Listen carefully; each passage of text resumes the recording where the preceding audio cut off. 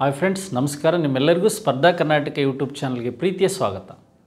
Dear friends, ಈಗಾಗಲೇ GPSTR ಮತ್ತು HSTR social science ಮತ್ತು PM ಮೆಥಡಿಗೆ ಸಂಬಂಧಿಸಿದಂತಹ ಎರಡೂ ವಿಷಯಗಳನ್ನು ನಾವು ಸ್ಪರ್ಧಾ ಕರ್ನಾಟಕ ಮೊಬೈಲ್ ಆ್ಯಪಲ್ಲಿ ಬಿಡುಗಡೆ ಮಾಡಿದ್ದೇವೆ. ಪ್ಲೇಸ್ಟೋರಲ್ಲಿ ಹೋಗಿ ನೀವು ಸ್ಪರ್ಧಾ ಕರ್ನಾಟಕ ಅಕಾಡೆಮಿಯನ್ನು ಅಥವಾ ಆ್ಯಪನ್ನು ಡೌನ್ಲೋಡ್ ಮಾಡಿಕೊಂಡು ಇದನ್ನು ಡೆಮೋ ಕ್ಲಾಸ್ ಮತ್ತು ಪೇಯ್ಡ್ ವರ್ಷನಲ್ಲಿ ಈ ವಿಡಿಯೋಗಳನ್ನು ನೋಡ್ಬೋದು. ಆದರೆ ಈಗಾಗಲೇ ನಮಗೆ ತಿಳಿದಿರುವಂತೆ HSTR ಮತ್ತು GPSTR ಮತ್ತು PSTR ಇದರ ಜೊತೆಗೆ TET ಈ ಎಲ್ಲ ವಿಷಯಗಳಿಗೆ ಅನುಕೂಲವಾಗುವ ರೀತಿಯಲ್ಲಿ ಪೇಪರ್ 1 ಮತ್ತು ಪೇಪರ್ 2 ಅಂತಕ್ಕಂಥ ವಿಷಯಗಳನ್ನ ಕುರಿತು ನಾವೀಗ ವಿಷಯವನ್ನು ಆ್ಯಪಲ್ಲಿ ಬಿಟ್ಟಿದ್ದೇವೆ.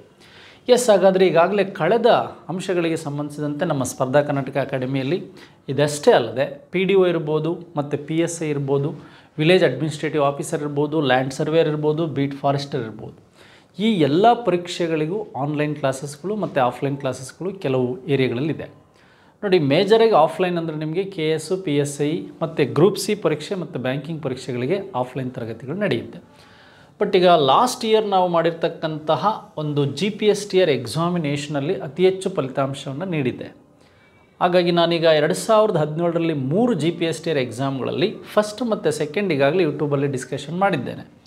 ಈಗ ಮೂರನೇ ವಿಡಿಯೋ ಏನಿದೆ 2017 GPSTR ಬಂದಿರತಕ್ಕಂಥದ್ದು, ಟೋಟಲ್ ಇದುವರೆಗೆ ನಡೆದಿರ್ತಕ್ಕಂಥ GPSTR ವಿಡಿಯೋಗಳನ್ನು TET ಮತ್ತು ಸೈಕಾಲಜಿ, TET ಸೋಷಿಯಲ್ ಸೈನ್ಸ್ ವಿಡಿಯೋಗಳನ್ನು ಈಗಾಗಲೇ ಸ್ಪರ್ಧಾ ಕರ್ನಾಟಕ ಯೂಟ್ಯೂಬ್ ಚಾನಲಲ್ಲಿ ನಾನು ಏರಿಯಾ ವೈಸ್ ಮಾಡ್ತಾ ಹೋಗಿದ್ದೇನೆ. ವಿಡಿಯೋ 1, ವಿಡಿಯೋ 2 ಅಂತ ಮಾಡಿದ್ದೆ. ಅದೇ ರೀತಿಯಾಗಿ ಈಗ GPSTR ವಿಡಿಯೋಗಳಿಗೆ ಸಂಬಂಧಿಸಿದಂತೆ ಮಾತಾಡ್ತಾ ಇದ್ದೇನೆ. ನೋಡಿ, ಪ್ರಾಚೀನ ಭಾರತದಲ್ಲಿ ಹೊಸ ಧರ್ಮಗಳ ಉದಯಿಸಲು ಈ ಕೆಳಗಿನ ಯಾವುದು ಕಾರಣವಲ್ಲ ಅಂತ ಕೇಳಿದ್ದಾರೆ. ನೋಡಿ, ಕಾರಣ ಅಲ್ಲ ಮತ್ತು ಕಾರಣವಲ್ಲ, ಯಾವುದು ಕಾಸಸ್ ಆಗಿದೆ ಅಥವಾ ನೋ ಕಾಸಸ್ ಅಂತ ಕ್ವಶನ್ಸ್ ಬಂದಿದೆ. ನೋಡಿ, ನಮಗೆ ಫಸ್ಟು ವಿಶೇಷವಾಗಿ ಹೊಸ ಮತಗಳ ಉದಯ ಆಗೋದಕ್ಕೆ, the rise of new religious ಆಗೋದಕ್ಕೆ ಕಾರಣ ಏನು ಅಂತ ನೋಡಿ. ಇಲ್ಲಿ ಫಸ್ಟು ವೇದಿಕ್ ಸಿವಿಲೈಜೇಷನ್ನು, ಅದಕ್ಕಿಂತ ಮುಂಚೆ ನಾವು ಸಿಂಧೂ ಸಿವಿಲೈಜೇಷನ್ ಬಗ್ಗೆ ಅಧ್ಯಯನ ಮಾಡಿದಾಗ ಸಿಂಧೂ ನಾಗರಿಕತೆಯ ಜನರನ್ನು ಅಲ್ಲಿಂದ ಓಡಿಸಿದವರು ಈ ಆರ್ಯರು, ಅದು ವೇದಿಕ್ ಅಥವಾ ವೈದಿಕ ಸಂಸ್ಕೃತಿ. ಈ ವೈದಿಕ ಸಂಸ್ಕೃತಿಯ ಅವನತಿಯ ಮುಖ್ಯ ಕಾರಣ ಅಥವಾ ವೈದಿಕ ಸಂಸ್ಕೃತಿಯ ವಿರುದ್ಧ ಸಿಡಿದೆದ್ದ ಮೊದಲ ಧರ್ಮ ಯಾವುದು ಅಂದರೆ ಈ ಜೈನಿಸಮ್ ಅಂತ ಗೊತ್ತಿರಬೇಕು. ಕ್ಷತ್ರಿಯ ರಾಜಕುಮಾರನಾದಂತಹ ವರ್ಧಮಾನ ಮಹಾವೀರನ ಬಗ್ಗೆ ನಿಮಗೆ ಗೊತ್ತಿರಬೇಕು.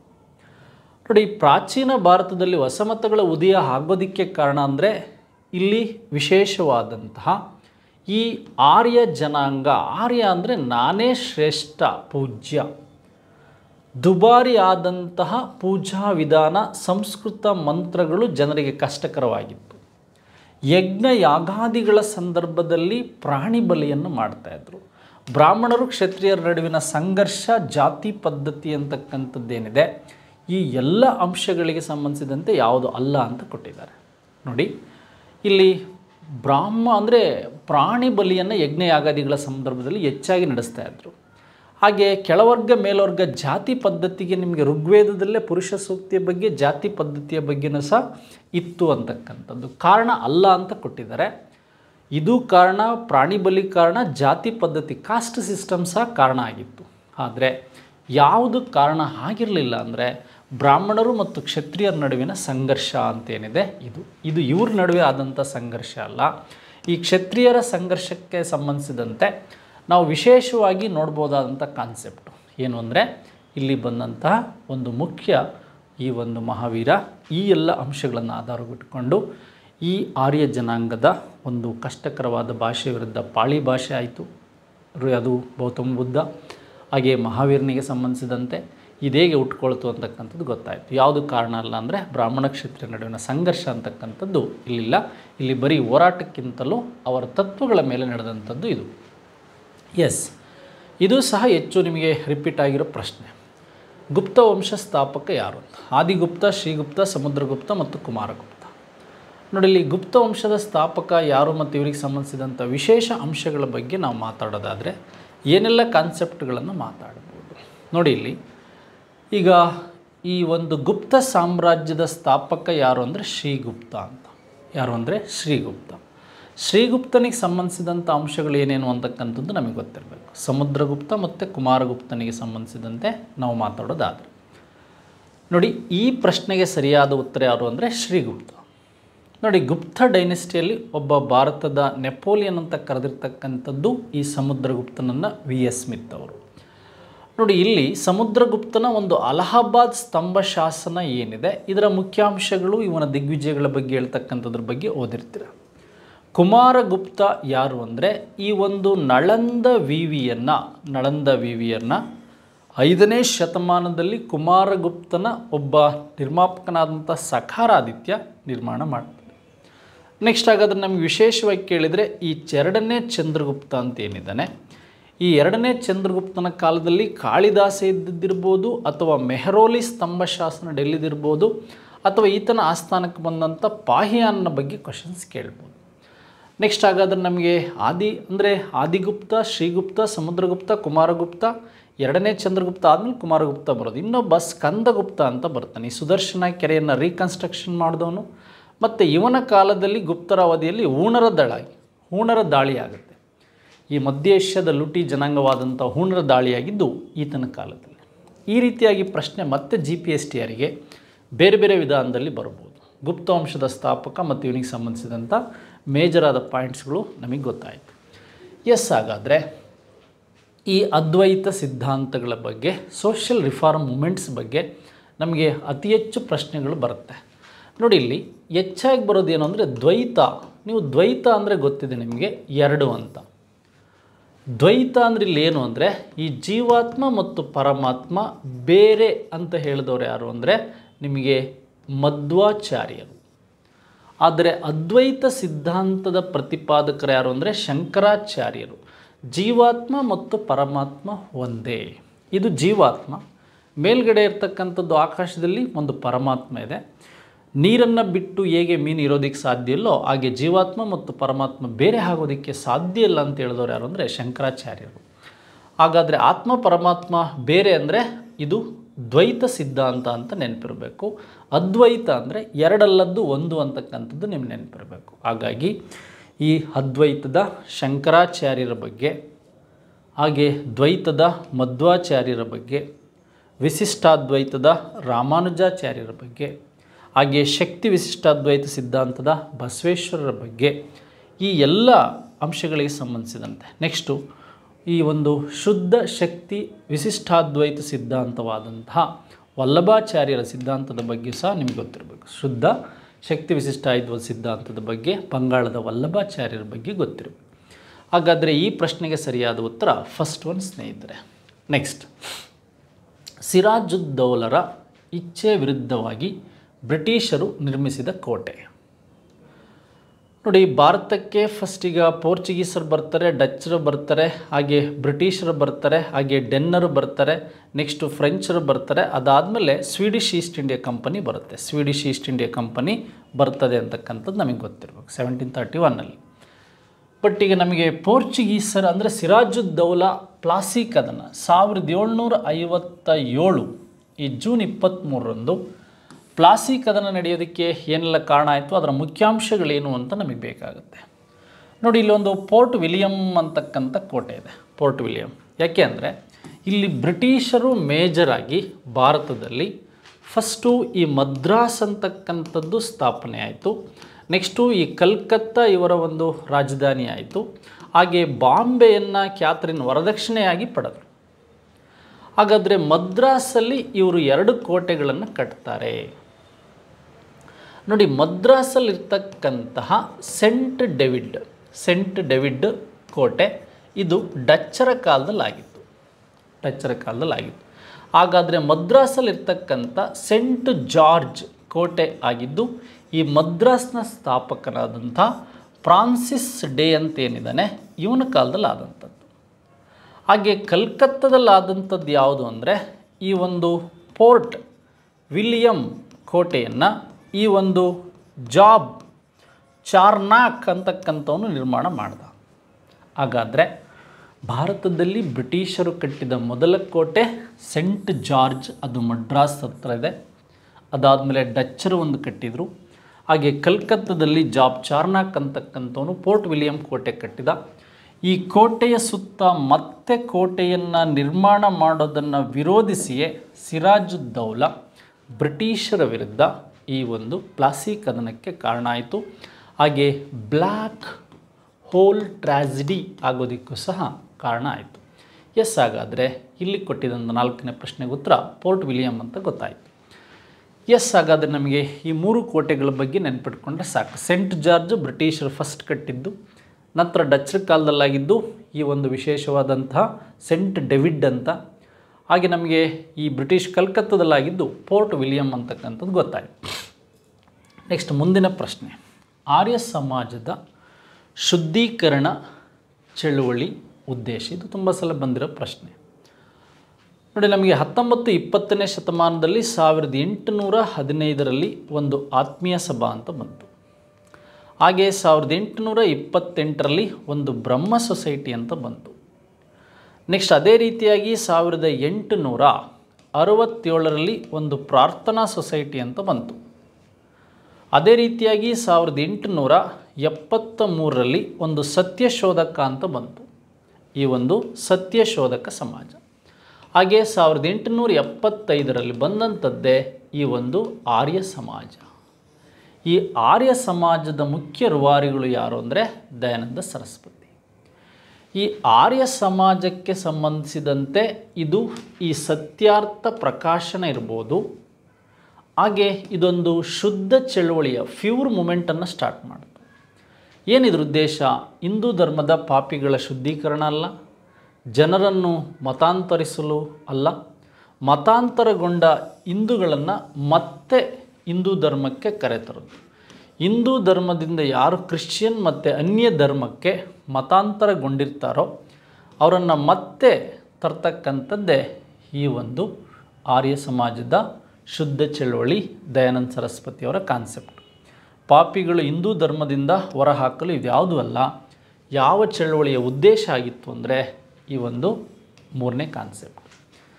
ನೋಡಿ, ಗೋ ಬ್ಯಾಕ್ ಟು ವೇದಾಸ್ ಅಂತ ಹೇಳಿದವರು ದಯಾನಂದ ಸರಸ್ವತಿ. ಭಾರತ ಭಾರತೀಯರಿಗೆ ಅಂತ ಹೇಳಿದವರು, ಇಂಡಿಯಾ ಫಾರ್ ದ ಇಂಡಿಯನ್ಸ್ ಅಂತ ಹೇಳಿದವರು ದಯಾನಂದ ಸರಸ್ವತಿ. ಹಾಗೆ ಹಿಂದಿ ರಾಷ್ಟ್ರೀಯ ಭಾಷೆ ಆಗಬೇಕು ಅಂತ ಹೇಳಿದವರು ದಯಾನಂದ ಸರಸ್ವತಿ. ಹಾಗೆ ಸತ್ಯಾರ್ಥ ಪ್ರಕಾಶನ, ಈ ಆರ್ಯ ಸಮಾಜದ ಬೈಬಲ್ ಏನಿದೆ ಇದು ಹಿಂದಿ ಭಾಷೆಯಲ್ಲಿದೆ ಅಂತ ಗೊತ್ತಿರಬೇಕು. ಹಾಗೆ ನಿಮಗೆ ವಿಶೇಷವಾಗಿ ಲಾಲಾ ಲಜಪತ್ ರಾಯ್ ಸಹ ಒಬ್ಬ ಫೇಮಸ್ ಆರ್ಯ ಸಮಾಜದ ಅನುಯಾಯಿ. ಎಸ್, ಹಾಗಾದರೆ ಮುಂದಿನ ಪ್ರಶ್ನೆ ನೋಡೋಣ. ಮಂಗಲ್ ಪಾಂಡೆಯು ಗುಂಡು ಹಾರಿಸಿ ಬ್ರಿಟಿಷ್ ಅಧಿಕಾರಿಯನ್ನು ಸಾಯಿಸಿದ್ದು. ನೋಡಿ, ಪ್ರಥಮ ಸ್ವತಂತ್ರ ಸಂಗ್ರಾಮ ಈ ಬಂಗಾಳದಲ್ಲಿರ್ತಕ್ಕಂಥ ಬ್ಯಾರಕ್ಪುರ 1857. ಈ ಒಂದು ಮಾರ್ಚ್ 29ನೇ ತಾರೀಕು ಮೇಜರ್ ಯೂಸನ್ ಮತ್ತು ಇವ್ರ ಮೇಲೆ ಮಂಗಲ್ ಪಾಂಡೆ ಗುಂಡು ಹಾರಿಸಿ ಬ್ರಿಟಿಷ್ ಅಧಿಕಾರಿಗಳನ್ನ ಸಾಯಿಸಿದಂಥ ಪ್ಲೇಸ್ ಇದು. ಇದು ವೈಯಕ್ತಿಕವಾಗಿ ಕೊಬ್ಬು ಸವರಿದ ಬಂದೂಕುಗಳನ್ನು ಬಳಸೋದನ್ನು ನಿರಾಕರಿಸಿ ಮಂಗಲ್ ಪಾಂಡೆ 1857 ಮಾರ್ಚ್ 29ಕ್ಕೆ ಈ ಕೆಲಸ ಆಗುತ್ತೆ. ನೆಕ್ಸ್ಟ್ ಜನವರಿ, ಫೆಬ್ರವರಿ, ಮಾರ್ಚ್, ಏಪ್ರಿಲಲ್ಲಿ ಇವ್ರನ್ನ ಗಲ್ಲಿಗೇರಿಸ್ತಾರೆ. ಸ್ವದೇಶ ಮತ್ತು ಸ್ವಧರ್ಮಕ್ಕಾಗಿ ಹೋರಾಡಿ ಸ್ವತಂತ್ರ ಸಂಗ್ರಾಮದಲ್ಲಿ ಫಸ್ಟ್ ಗಲ್ಲಿಗೇರಿದ ವ್ಯಕ್ತಿ ಮಂಗಲ್ ಪಾಂಡೆ. ನೋಡಿ, ಬ್ಯಾರಕ್ಪುರ ವೆಸ್ಟ್ ಬಂಗಾಳದಲ್ಲಿರ್ತಕ್ಕಂಥ ಒಬ್ಬ ಬ್ರಾಹ್ಮಣ ಸಿಪಾಯಿ, ಮಂಗಲ್ ಪಾಂಡೆ. ಇವನು ಬ್ರಿಟಿಷ್ ವ್ಯಕ್ತಿಗಳ ಮೇಲೆ ಗುಂಡು ಹಾರಿಸಿ ಇದಕ್ಕೆ ಸಂಬಂಧಿಸಿದಂಥ ಅಂಶಗಳು, ಕೆಲವರು ಸತ್ರು ಅಂತ ಹೇಳ್ತಾರೆ, ಸತ್ತಿಲ್ಲ ಅವನು, ಯೂಸನ್ನಿಗೆ ಸಂಬಂಧಿಸಿದಂತೆ ಕರ್ನಲ್ ಬಾಗ್ ಯೂಸನ್ ಅಂತಕ್ಕಂಥವ್ರು. ನೆಕ್ಸ್ಟು ಮೀರತ್ತಲ್ಲೇ ಪ್ರಥಮ ಸ್ವತಂತ್ರ ಸಂಗ್ರಾಮ ಫಸ್ಟ್ ಬಹಿರಂಗವಾಗಿ ಸ್ಟಾರ್ಟ್ ಆಗಿದ್ದು. ಯಾಕೆಂದರೆ ನಾವು ಮೇ 31ಕ್ಕೆ ಮಾಡಬೇಕಂತಿದ್ದು ಮೇ 10ಕ್ಕೆ ಸ್ಟಾರ್ಟ್ ಆಯಿತು. ನೋಡಿ, ಮೀರತ್ತಲ್ಲಿ ಕದಮ್ ಸಿಂಗ್ ದಂಗೆ ನಾಯಕತ್ವ ವಹಿಸಿದರು. ಲಕ್ನೋದಲ್ಲಿ ಹಜರತ್ ಬೇಗಂ ಮತ್ತು ಬಿರ್ಜಿಷ್ ಖಾನ್ ದಂಗೆ ನಾಯಕತ್ವ ವಹಿಸಿದರು.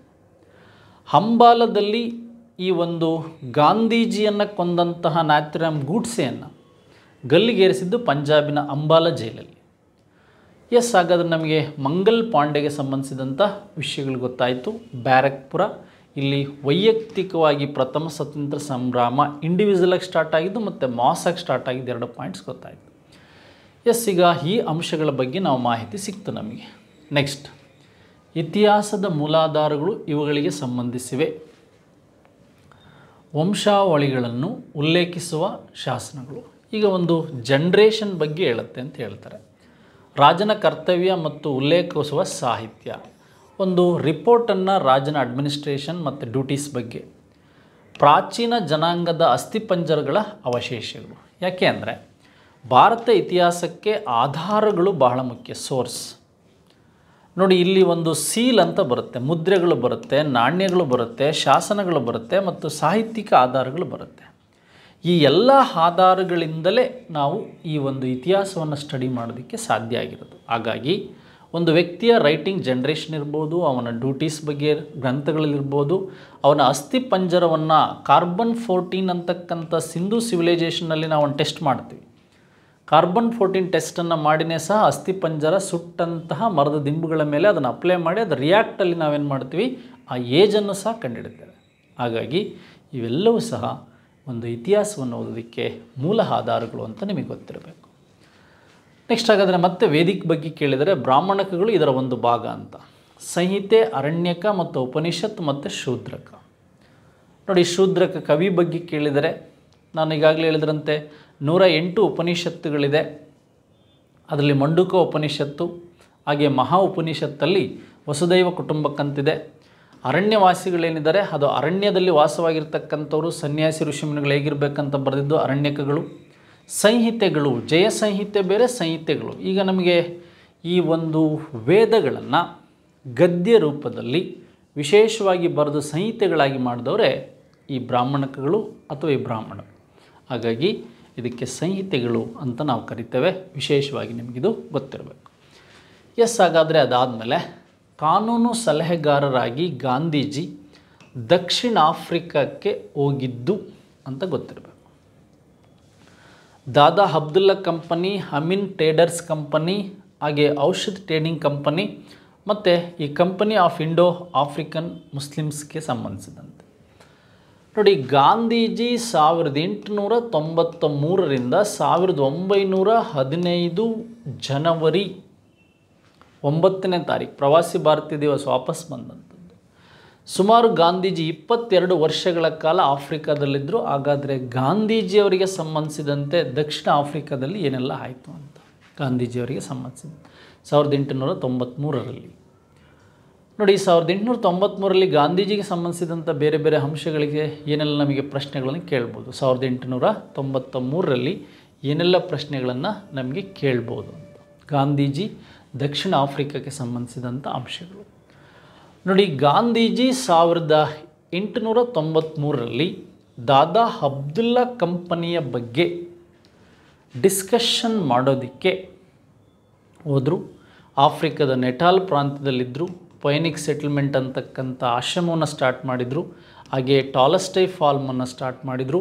ಇಂಡಿಯನ್ ಒಪಿನಿಯನ್ ಪತ್ರಿಕೆಯನ್ನು ಸ್ಟಾರ್ಟ್ ಮಾಡಿದರು. ಆಫ್ರಿಕಾದಲ್ಲಿ ಹಿಂದ್ ಸ್ವರಾಜ್ ಪತ್ರಿಕೆಯನ್ನು ಗುಜರಾತಿ ಭಾಷೆಯಲ್ಲಿ ಬರೆದ್ರು. ಅಂದರೆ ಇಂಗ್ಲೆಂಡಿಂದ ಒಂದು ಸಾರಿ ಆಫ್ರಿಕಕ್ಕೆ ಹೋಗುವಾಗ ಈ ಈವೆಂಟ್ಸ್ ಜಾಸ್ತಿ ಕೇಳ್ತಾನೆ. ಹಾಗಾದರೆ 1830ರಲ್ಲಿ ರಾಜಾರಾಮ್ ಮೋಹನ್ ರಾಯ್ ಅಂತಕ್ಕಂಥವ್ರು ಇಂಗ್ಲೆಂಡಿಗೆ ಹೋಗಿದ್ದು ಯಾಕೆ ಅಂದರೆ ಅಕ್ಬರ್ನ ಬಗ್ಗೆ ಡಿಸ್ಕಷನ್ ಮಾಡೋದಕ್ಕೆ.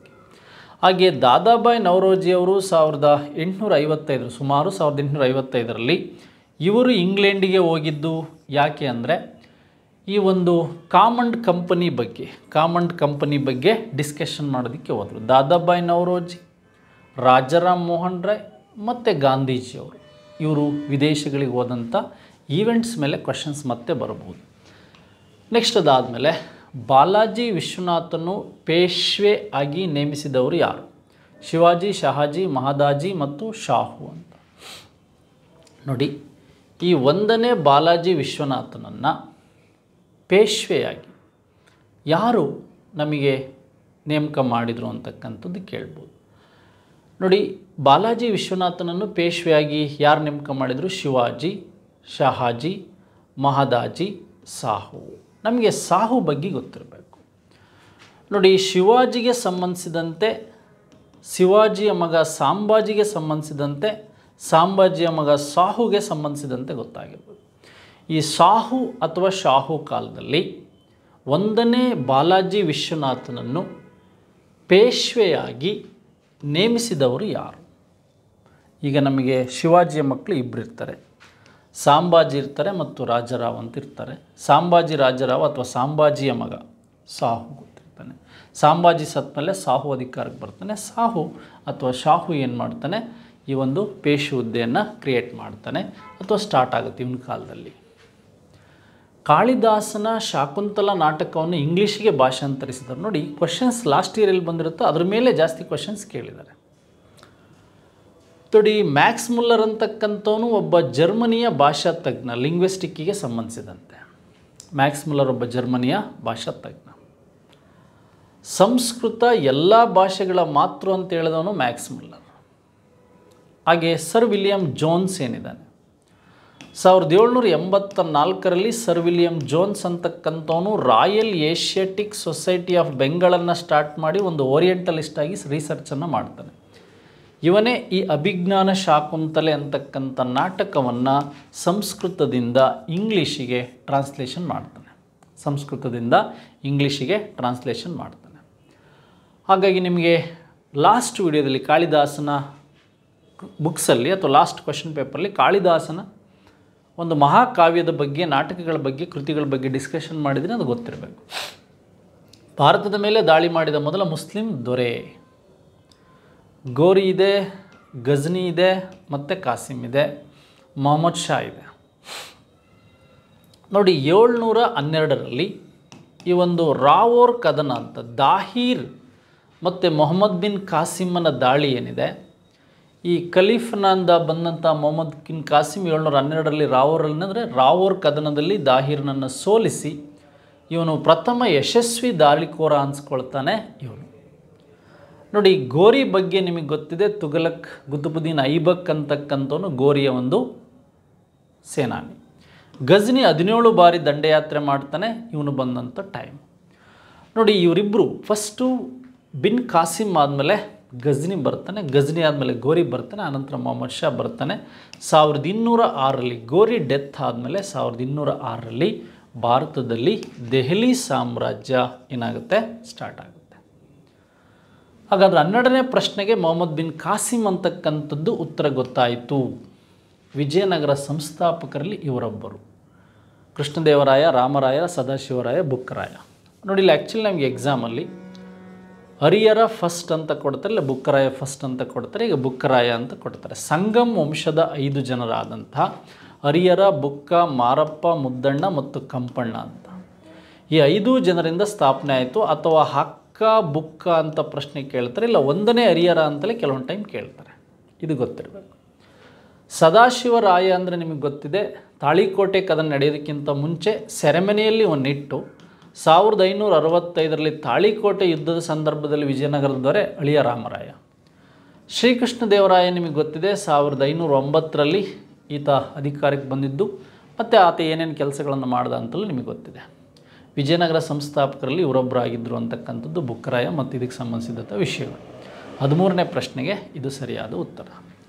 ನೆಕ್ಸ್ಟು ಇದಾದ ಮೇಲೆ ನಾವು ಮತ್ತೆ ಬೇರೆ ಬೇರೆ ವಿಚಾರಗಳನ್ನು ಮಾತಾಡ್ತಾ ಹೋಗೋಣ. ನೆಕ್ಸ್ಟ್ ವಿಡಿಯೋದಲ್ಲಿ ನೆಕ್ಸ್ಟು ಕಾನ್ಸೆಪ್ಟ್ನ ಕ್ವಶನ್ ಪೇಪರ್ನ ಅನಾಲಿಸಿಸ್ ಮಾಡ್ತೀನಿ. ಹಾಗಾಗಿ ನಮ್ಮ ಸ್ಪರ್ಧಾ ಕರ್ನಾಟಕ ಅಕಾಡೆಮಿಯಲ್ಲಿ ಮೊಬೈಲ್ ಆ್ಯಪಲ್ಲಿ ಸಿಗ್ತಕ್ಕಂಥ ವೀಡಿಯೋಗಳನ್ನು ಚಾಪ್ಟರ್ ವೈಸ್ ಯೂಸ್ ಮಾಡ್ಕೊಳ್ಳಿ. ವಿಡಿಯೋ ಇಷ್ಟ ಆಗಿದ್ರೆ ಇತರರಿಗೆ ಪರಿಚಯಿಸಿ ಅಂತ ಹೇಳ್ತಾ ಈ ವಿಡಿಯೋ ಮುಗಿಸ್ತಾ ಇದ್ದೀನಿ. Thank you very much.